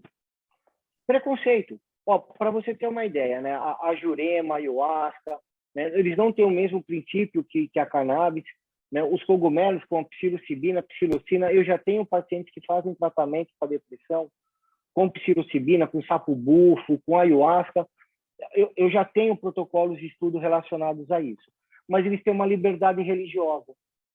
Por isso que é mais fácil da gente estar usando, da qual a cannabis ela não é respeitada essa liberdade religiosa, né? Há pouco tempo atrás, né, a gente teve o Profeta, se eu não me engano, aqui de São Paulo, que é uma pessoa ligada, ele acabou tendo um problema com a justiça, né? Não foi respeitado o direito de liberdade religiosa, né? Porque em alguns cultos judaicos mais fechados e ortodoxos é usado o óleo da cannabis para o culto judaico. Sim. Então, assim, tem um princípio religioso aí na história. Tem o deus Shiva dos indianos, dos hindus, né, que é o deus que é responsável pela destruição e reconstrução do mundo. Ele dá de presente para a humanidade semente de cannabis para que a humanidade faça um mundo melhor. E ela é usada em rituais religiosos até hoje pela religião hindu. Então, assim, eu acho que a diferença maior entre as duas coisas é por isso. E se a gente for buscar, Patrícia, na história, o café foi proibido na Europa durante muitos anos pelos mesmos motivos que a cannabis é proibida, porque ele era uma droga psicoativa, porque ele aumentava a expansão da consciência, e principalmente por preconceito, porque ele era uma bebida árabe, era uma bebida de muçulmano. Então, a Igreja Católica condenava o uso do café. Demoraram séculos para que os padres falassem, olha, quando a gente toma esse coisinho preto, a gente reza a noite inteira. Aí ele deixa de ser uma bebida amaldiçoada e torna-se uma bebida sagrada. E isso sem falar que a raiz do café é abortiva. Então, assim, a gente teria N motivos para estar proibindo o café. Mas, anos, eu não estou fazendo agora sendo hipócrita e falar que eu não consumo nada de álcool. Não, eu tomo minha cerveja, tomo meu vinho. Mas se a gente for comparar, o álcool faz muito mais mal, causa muito mais acidentes, tem uma repercussão social e um gasto em saúde pública muito maior, né? Hoje, como a gente vive numa questão de politicamente correto, pisando em ovos, para não falar a palavra maconheiro, eu prefiro falar afetivo. Eu acho que é uma forma carinhosa e bem-humorada, né? Ao invés de falar maconheiro, eu falo erva afetivo, que são pessoas que têm afetividade à erva. A erva de forma inalatória, mas que elas querem se conectar a essa erva de alguma forma, né? Então, eu brinco, né, dos erva afetivos. Essa classificação. Vou utilizar. Como é que é erva afetivo? Erva afetivo. Também. Também. Tem mais alguma colocação? Eu só queria dizer, confirmando o que o Dr. Paulo falou, que quando a mentira é contada por muito tempo e muitas vezes ela acaba se tornando verdade, né? É igual o livro 1984 também, que fala um pouco disso aí, mas um pouco fora de contexto assim, mas mais dentro também um pouco. O Otaviano, ele tinha levantado a mão também, há um tempinho atrás. Você já falou, Otaviano? Não. O Otaviano, agora a palavra é do Otaviano. Boa noite. Não, eu só queria fazer excelente apresentação de todos aí. Adorei acompanhar tudo que vocês falaram. Meu nome é Otaviano Pietrikovski de Oliveira. Eu sou médico veterinário, assino embaixo em todas as referências à minha profissão que o Dr. Pedro fez. Acho a profissão de vocês, médico dentista, horrorosa no sentido do paciente que vocês têm que lidar. Eu sou muito abençoado no sentido dos meus pacientes. Eles têm sempre um tutor que atrapalha tudo, mas... Trabalhar com animal deve ser muito melhor mesmo, eu acredito. Eu acho que eu sou pai do Dr. Gabriel. Exato, eu sou pai do Dr. Gabriel. Não preciso comentar do meu orgulho, de todo o trabalho que ele tem feito. Minhas irmãs também, as três, são muito orgulhosas, as tias dele, muito orgulhosas, a família inteira muito orgulhosa do trabalho que ele faz. Quero também fazer um comentário sobre uma avalanche de pesquisas atualmente acontecendo no uso de cannabis em animais. Eu acompanho, não é minha praia, porque eu não sou neurologista veterinário, eu não trabalho com a parte psiquiátrica veterinária, eu sou um clínico geral. Então, eu indico, eu faço o encaminhamento só, porque hoje a gente eu particularmente prefiro encaminhar para os veterinários que, tendo essa abertura de mente, de espírito, para o bem geral, né, da humanidade e dos animais como um todo, eles não se furtam à curiosidade do uso de qualquer coisa para promover dignidade à vida. A doutora Andy falou uma coisa interessante, eu só faço um comentário sobre a ordem que ela colocou na prescrição de qualquer medicamento. Os conselhos nos permitem, né, a gente aprende na faculdade, aquele básico, nos permitem prescrever qualquer medicamento, mas, para mim, o mais importante, claro que com conhecimento, é ter a responsabilidade no uso. Quando você pensa na responsabilidade, aí você tem que correr atrás do conhecimento, você tem que tem que ter sensibilidade, tem que ter preocupação com o seu paciente, enfim. Obrigado pelo espaço, só isso que eu queria dizer. Vocês estão de parabéns, mais uma vez. Obrigado. Obrigado, Otávio. Mais alguém? Pois é, eu acho que o nosso evento já tende a tomar o rumo para o final, né? Hoje a gente aprendeu muito, foi muito esclarecedor. Queria agradecer mais uma vez, né, a presença aí do Dr. Pedro, do Dr. Gabriel, da doutora Andy, da Sandra, né, que veio compartilhar conhecimento com a gente. E eu quero aproveitar o gancho para fazer. Doutora Patrícia quer falar. Pois então, eu gosto muito de fazer eventos que tenham um encaminhamento posterior, porque não adianta nada nós estarmos falando sobre um tema e nós não termos um encaminhamento. Então, eu proponho que a gente faça algum encaminhamento posterior, através da Comissão dos Direitos da Pessoa com Deficiência, para que surta algum efeito ou que venha somar nessa luta. Porque, assim, a gente encerrar foi bom, a gente aprendeu muito. Gabriel, que já é meu amigo via Facebook, mas eu não sabia da grandeza do trabalho dele, né? Então, agradeço. Assim, o que é que nós podemos conjuntamente, através da nossa comissão, eu, na qualidade de vice-presidente, estou colocando, somar nessa batalha, nessa luta, né, que vai beneficiar tantas pessoas? O que é possível? Doutora Patrícia, aproveitando Sim. essa sua intervenção muito boa, muito bem. Eu penso da mesma forma, você sabe que nós temos pensamentos parecidos. Sim. Eu acho que eu aprendi muito aqui, eu confesso, sou presidente da comissão, mas não sabia de quase nada sobre os efeitos do canabidiol, porque aqui na comissão a gente aprende na prática mesmo. É óbvio que a gente sabe defender os nossos direitos, mas não sabe tudo. Eu acho que essa interlocução com as instituições, nós fazemos o convite, deixamos a comissão aberta para quem quiser realmente somar conosco, porque a nossa missão aqui é realmente defender os direitos das pessoas com deficiência em sua plenitude. É lógico, com as limitações que a comissão tem no âmbito dela, mas dentro do nosso âmbito de trabalho fazer o possível para melhorar a condição de vida, saúde e plenitude das pessoas com deficiência. Então, eu abro espaço aqui, juntamente com você, doutora Patrícia, e toda a comissão, para que essa interlocução continue, se assim os nossos convidados aceitarem, e que possam trazer outras pessoas para contribuir à questão. O que vocês acham? Para mim, está perfeito. Para mim também. Tô dentro.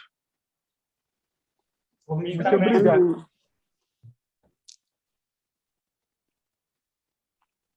Bom,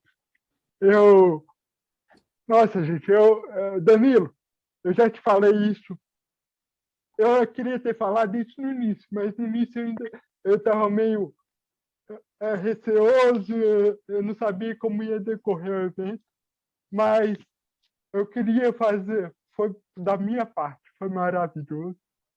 Se vocês não tiverem outras colocações para fazer, eu quero fazer um agradecimento e um reconhecimento público aqui para você, Danilo, por todo o seu esforço, por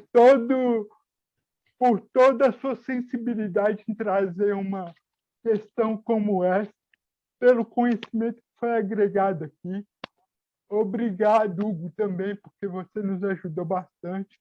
Obrigado a toda a comissão que me ajudou na formulação deste evento.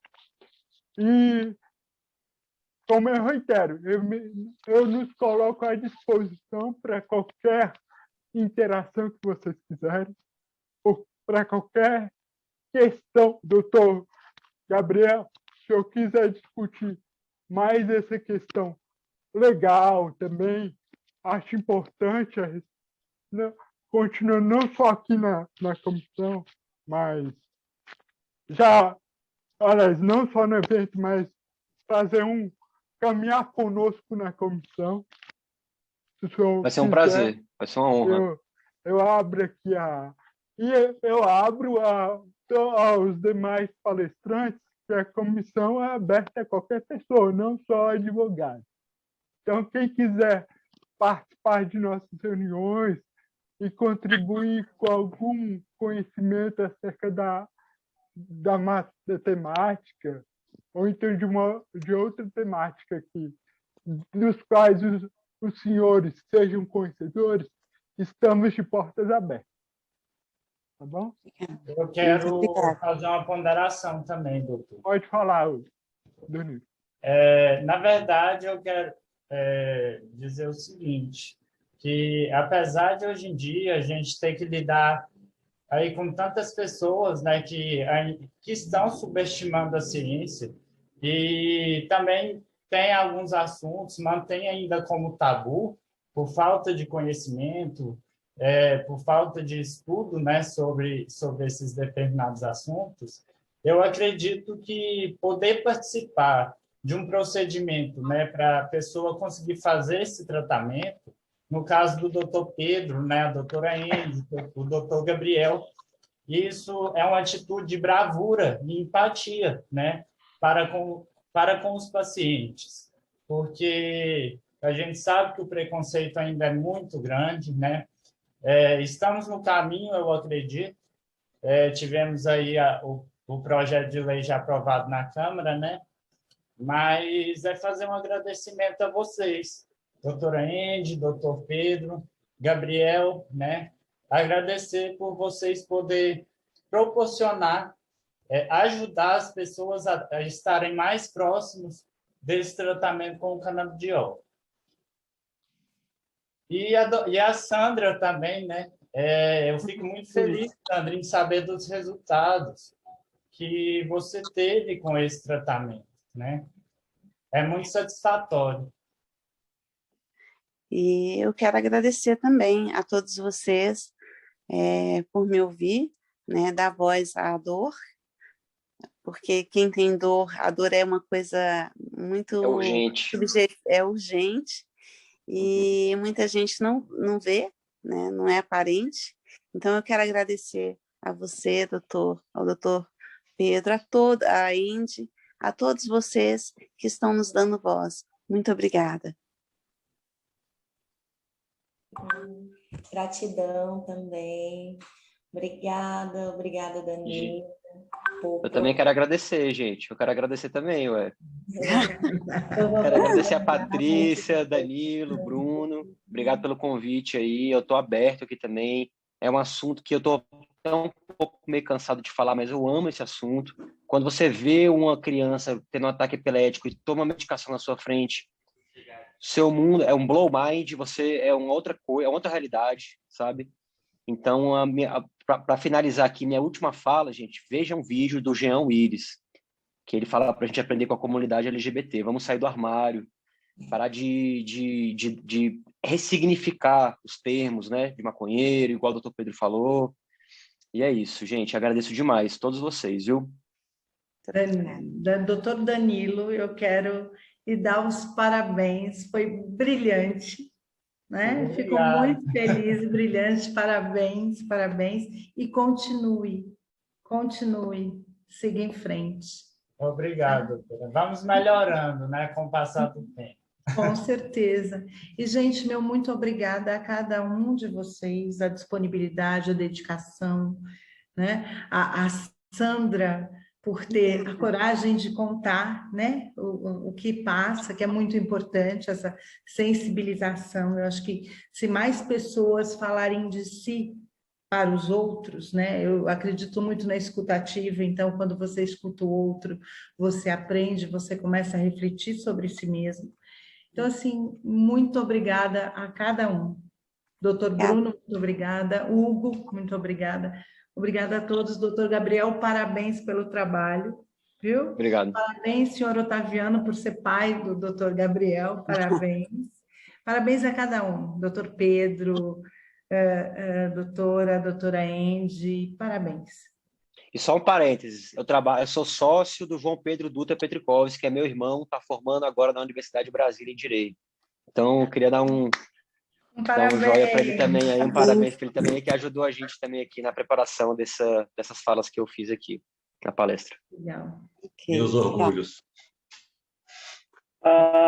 Falar aqui também queria agradecer pelo convite, Danilo, doutor Wendy, por todos, pela participação, mas eu queria pegar um gancho com a doutora Patrícia, né? Eu acho que a gente tem que aproveitar dessa reunião e a gente fazer alguma coisa para fortalecer o direito do acesso às pessoas com limitação à terapia canabinoide, né? Que esse acesso seja feito de uma maneira segura para as pessoas, que elas não busquem remédios onde a gente não tenha uma segurança daquilo que vai ser do que está sendo usado, tá? Mas que de alguma forma, né, o mais forte, que no caso o governo, possa de alguma forma facilitar e garantir o acesso a essas pessoas, né? Eu acho que isso seria assim fundamental, porque quando o doutor Wendy, que esteve em associação dentro desse universo, ela vai poder falar isso melhor do que eu. Quando a gente leva o canabidiol para uma pessoa, a gente não está só melhorando a vida dessa pessoa. A Sandrinha a gente pode falar isso também. A gente melhora a vida da família, de todos que estão à sua volta, né? Então, se precisarem de alguma coisa, eu estou à disposição, né, como médico, para estar de forma voluntária, estar junto com vocês naquilo que vocês acharem que eu posso estar contribuindo, tá? Eu estou integralmente à disposição de vocês. Muito obrigado, doutor. Também queria, em nome do Movimento para a Inclusão, agradecer ao ABDF, né? Agradecer à comissão, que é essa que pertenço, né? De terem acolhido a necessidade da sociedade, a demanda que veio até mim pela associação, né? De sanar dúvidas, de buscar acalento e orientação, né? A essa sociedade que clamava por essa necessidade. Tá? Muito obrigado. Eu também, falta eu. Pode falar, doutor. Ai, gente, olha, que honra, que gratidão estar participando desse evento, estar podendo conversar isso de uma maneira aberta, sabe? Coisa assim que eu já passei por muitas situações e muitos eventos que eu não tinha essa mesma disponibilidade, a gente não podia conversar, assim, mostrar mesmo o que é, o que não é. E, assim, tá podendo fazer isso aqui é muito importante no evento da OAB. Então, porque vocês são as pessoas que garantem o nosso direito, entendeu? Então, é um direito nosso, é constitucional. A gente precisa saber disso, a gente precisa correr atrás. E, então, gratidão de verdade, Danilo. É um querido, sabe? E a gente juntos, nós organizamos e corremos atrás, juntos estruturamos tudo, e foi perfeito, melhor do que a encomenda. Gratidão, doutor Pedro, pela disponibilidade, a Sandrinha, que é minha amiga de longa data, o doutor Gabriel, a doutora Patrícia, ao Otaviano, a todos presentes, gratidão para estar aqui até agora, sabe, ouvindo e recebendo e trocando experiências. Gratidão de verdade a todos. Obrigado. Quer fazer o fechamento, doutor Bruno? Sim, pode fazer. Quero agradecer, né, ao ABDF pela oportunidade da gente estar tendo essa fala tão importante, né, principalmente nos últimos tempos, que isso está sendo tão discutido. Em especial também a comissão, da qual eu, de novo, retomo minha palavra, me orgulho muito de fazer parte, né, a Comissão de Defesa dos Direitos da Pessoa com Deficiência, presidida aí pelo Dr. Bruno, que faz um trabalho incrível e incansável, né? Eu reconheço esse trabalho dele. e da doutora Patrícia, também na vice-presidência, e os membros, né, doutor Hugo, todos que estão presentes aí no nosso evento. Gente, bom, se ninguém tem mais nenhuma colocação para fazer, eu queria realmente reforçar as palavras de todos, principalmente Danilo, agradecer a oportunidade. Eu sou presidente da comissão, mas hoje eu fui um mero aprendiz, eu estive aqui para aprender e aprendi muito. Não vou mentir, não vou ser hipócrita. Realmente, o que vocês disseram, a gente tem preconceito por desconhecimento. Eu não vou me furtar, eu era ignorante no assunto. Obrigado, Danilo, por trazer. Eu só fui veículo de exteriorização do evento, porque os trâmites administrativos foram comigo, mas o trabalho inteiro foi de Danilo, porque ele que formatou o evento, ele que batalhou, ele que demonstrou a importância do assunto. Então, eu gosto de servir as pessoas. E essa felicidade que eu estou vendo no rosto de vocês não tem preço que pague. Muito obrigado por tudo. E uma boa noite a todos. Boa noite, pessoal. Boa noite. Boa noite. Boa noite. Boa noite. Boa noite. Boa noite. Deixei meu contato e meu WhatsApp aí no chat, viu? Quem quiser me seguir. Tá Já ótimo. adicionado. Valeu, boa tarde, boa noite. Boa noite. Boa noite. Tchau, tchau. Boa noite. Tchau, boa.